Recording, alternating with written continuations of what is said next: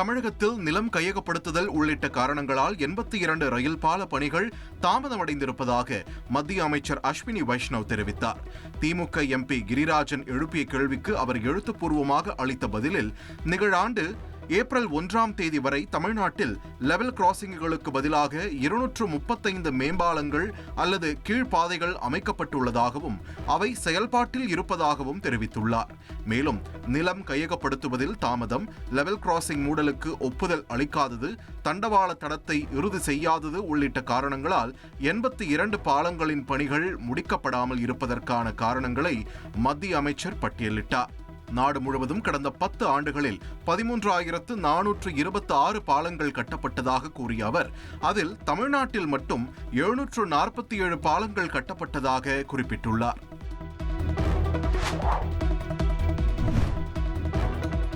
அரசு சொத்துக்களை சேதப்படுத்தினால் கடும் நடவடிக்கை எடுக்கப்படும் என எதிர்க்கட்சி எம்பிக்களுக்கு மக்களவை சபாநாயகர் ஓம் பிர்லா எச்சரிக்கை விடுத்துள்ளார்.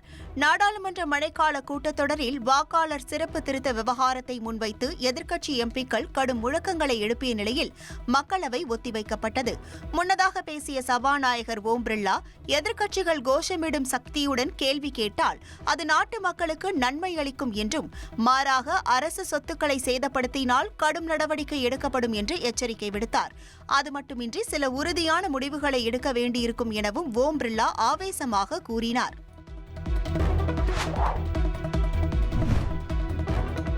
தமிழ்நாடு செமிகண்டக்டர் இயக்கம் 2030 எனும் 5ஆண்டு திட்டம் 500 கோடி ரூபாய் மதிப்பீட்டில் செயல்படுத்தப்பட அரசாணை வெளியிடப்பட்டுள்ளது.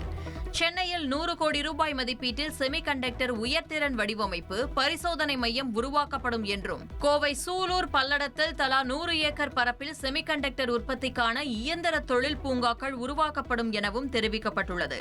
செமிகண்டக்டர் வடிவமைப்பு, உட்கட்டமைப்பு மேம்பாடு, சிறிய அளவிலான சிப் உற்பத்தி, இளைஞர்களுக்கு திறன் பயிற்சி உள்ளிட்ட 5 வகையான திட்டங்களை செயல்படுத்த அரசாணை வெளியிடப்பட்டுள்ளது. இவற்றை அமெரிக்கா, சிங்கப்பூர், மலேசியா, தைவான் நிறுவனங்கள் இணைந்து உருவாக்கும் என தெரிவிக்கப்பட்டுள்ளது.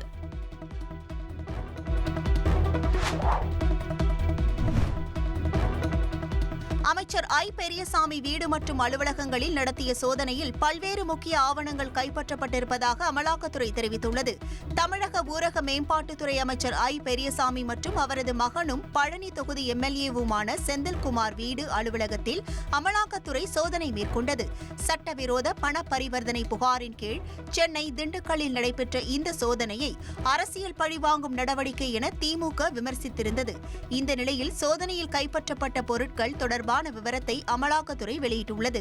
அந்த வகையில் அமைச்சர் ஐ. பெரியசாமி தொடர்புடைய இடங்களில் சொத்து, முதலீடு தொடர்புடைய ஆவணங்களும் டிஜிட்டல் கருவிகளும் பறிமுதல் செய்யப்பட்டுள்ளதாக அமலாக்கத்துறை அதிகாரப்பூர்வமாக அறிவித்துள்ளது.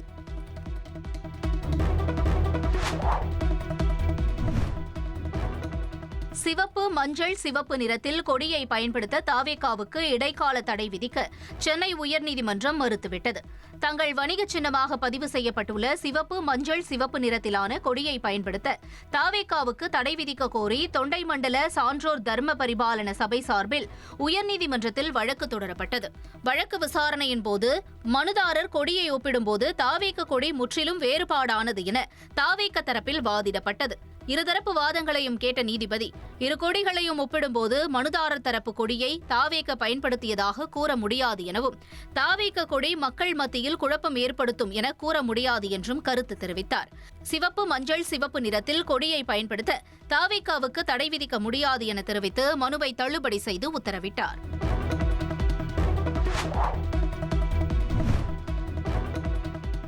அரசு மற்றும் தனியார் சுயநிதி மருத்துவக் கல்லூரிகளுக்கான மருத்துவ கலந்தாய்வில் ஒரே சுற்றில் மொத்த இடங்களையும் மாணவர்கள் அள்ளினர். தமிழ்நாட்டில் அரசு மற்றும் தனியார் சுயநிதி மருத்துவக் கல்லூரிகளில் சிறப்பு பிரிவினருக்கான கலந்தாய்வு முடிவடைந்த நிலையில் காலி இடங்களின் விவரத்தை கடந்த 14ஆம் தேதி மருத்துவ மாணவர் சேர்க்கை குழு வெளியிட்டது. அதன்படி அரசு ஒதுக்கீட்டில் எம்பிபிஎஸ் படிப்பில் 36 அரசு மருத்துவக் கல்லூரியில் 3835 இடங்களும், கே நகர் இஎஸ்ஐ மருத்துவக் கல்லூரியில் 91 இடங்களும், 22 மருத்துவக் கல்லூரியில் 3302 இடங்களும், 4 தனியார் பல்கலைக்கழகத்தில் 529 இடங்களும், பிடிஎஸ் படிப்பில் 20 பல் மருத்துவக் கல்லூரியில் 1797 இடங்கள் காலியாக இருந்தன. இந்த நிலையில் MBBS, BDS படிப்பில் சேர்வதற்கு விண்ணப்பம் செய்தவர்களுக்கான இடம் ஒதுக்கீடு செய்யப்பட்டுள்ளது. அதில் அரசு ஒதுக்கீட்டின் கீழ் 7513 மாணவர்கள் MBBS, BDS படிப்பில் சேர்வதற்கும், நிர்வாக ஒதுக்கீட்டில் 2004 மாணவர்கள் சேர்வதற்கும் ஒதுக்கீடு அளிக்கப்பட்டுள்ளது.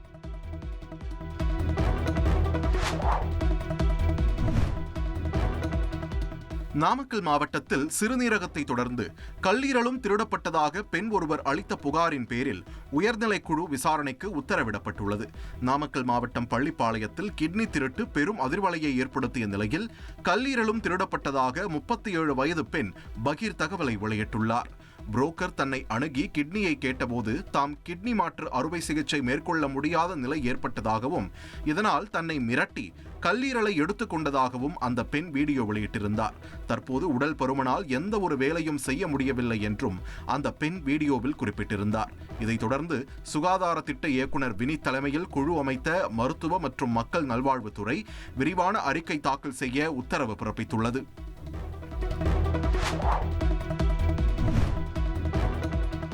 தீபாவளி ரயில் டிக்கெட்டுக்கான முன்பதிவு தொடங்கிய சில நிமிடங்களில் டிக்கெட்டுகள் விற்று தீர்ந்தன. தீபாவளி பண்டிகையை முன்னிட்டு அக்டோபர் 17ஆம் தேதி ரயில் டிக்கெட்டுக்கான முன்பதிவு காலை 8 மணிக்கு தொடங்கியது. IRCTC இணையதளத்தில் முன்பதிவு தொடங்கிய சில நிமிடங்களில் தென் மாவட்டங்கள் செல்லும் ரயில்களில் டிக்கெட்டுகள் வேகமாக விற்று தீர்ந்தன. கன்னியாகுமரி விரைவு ரயில், நெல்லை விரைவு ரயில், திருச்செந்தூர் விரைவு ரயில் ஆகியவற்றில் டிக்கெட்டுகள் விற்று தீர்ந்தன. பெரும்பாலான ரயில்களில் டிக்கெட்டுகள் வெயிட்டிங் லிஸ்டில் உள்ளன. தீபாவளி பண்டிகையை ஒட்டி சிறப்பு ரயில்கள் இயக்கம் குறித்த அறிவிப்பு தெற்கு ரயில்வே இறுதிக்கட்டத்தில் வெளியிடும் என எதிர்பார்க்கப்படுகிறது. தென் மாவட்டங்களுக்கு கூடுதலாக சிறப்பு ரயில்களையும் முன்பதிவு இல்லாத சிறப்பு ரயில்களையும் இயக்க வேண்டும் என்பது பயணிகளின் எதிர்பார்ப்பாக உள்ளது.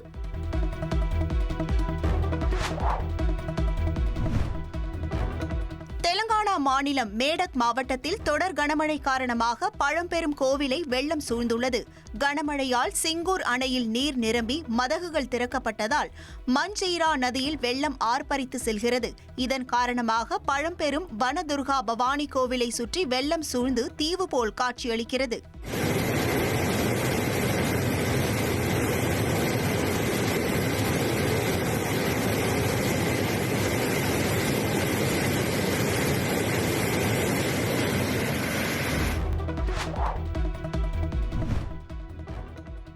யுக்ரைன் நாட்டோவில் இணையக்கூடாது என அமெரிக்க அதிபர் கூறியிருப்பது யுக்ரைன் மற்றும் ரஷ்ய போரை முடிவுக்கு கொண்டுவரும் அமெரிக்காவின் முயற்சியில் யாரும் எதிர்பார்க்காத திடீர் திருப்பமாக பார்க்கப்படுகிறது.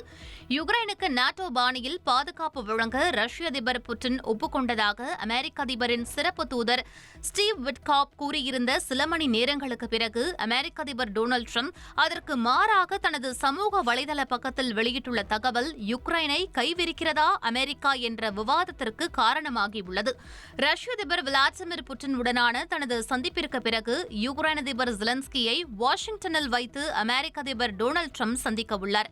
இந்த சந்திப்பின் போது யுக்ரைன் அதிபருடன் பிரான்ஸ், ஜெர்மனி, இங்கிலாந்து, இட்டலி மற்றும் ஐரோப்பிய ஆணையத்தின் தலைவர்கள் கலந்து கொள்வார்கள் என்று தகவல் வெளியாகியுள்ளது. இந்நிலையில் இந்த சந்திப்புக்கு முன்பாக தனது சமூக வலைதள பக்கத்தில் யுக்ரைனுக்கு செய்தி ஒன்று வெளியிட்டுள்ள அமெரிக்க அதிபர் டொனால்டு ட்ரம்ப், யுக்ரைன் அதிபர் ஜெலன்ஸ்கி விரும்பினால் ரஷ்யாவுடனான போரை உடனடியாக முடிவுக்கு கொண்டுவர முடியும் என்றும், இல்லாவிட்டால் யுக்ரைன் தொடர்ந்து போரிடலாம் எனவும், ஆனால் இந்த போர் எப்படி தொடங்கியது என்பதை நினைவில் கொள்ளுமாறும் தெரிவித்துள்ளார். யுக்ரைனின் ஒரு பகுதியாக இருந்த கிரிமியாவை கடந்த 12 ஆண்டுகளுக்கு முன்பு ரஷ்யாவிடம் ஒபாமா கொடுத்ததாக குற்றம் சாட்டியுள்ள ட்ரம்ப், கிரிமியாவை ரஷ்யாவிடமிருந்து திரும்பப் பெறும் திட்டத்தை யுக்ரைன் கைவிட வேண்டும் என்றும், யுக்ரைன் நாட்டோவிற்குள் இணையாது என்றும் தெரிவித்துள்ளார். நாட்டோவில் யுக்ரைன் இணைவதற்கு எதிர்ப்பு தெரிவித்தே ரஷ்யா யுக்ரைன் மீது போர் தொடுத்த நிலையில் அமெரிக்க அதிபர் டொனால்டு ட்ரம்பின் இந்த அறிவிப்பை நாட்டோ உறுப்பு நாடுகளான மற்ற ஐரோப்பிய நாடுகள் எவ்வாறு ஏற்றுக்கொள்ள உள்ளன என்பதை பொறுத்திருந்துதான் பார்க்க வேண்டும்.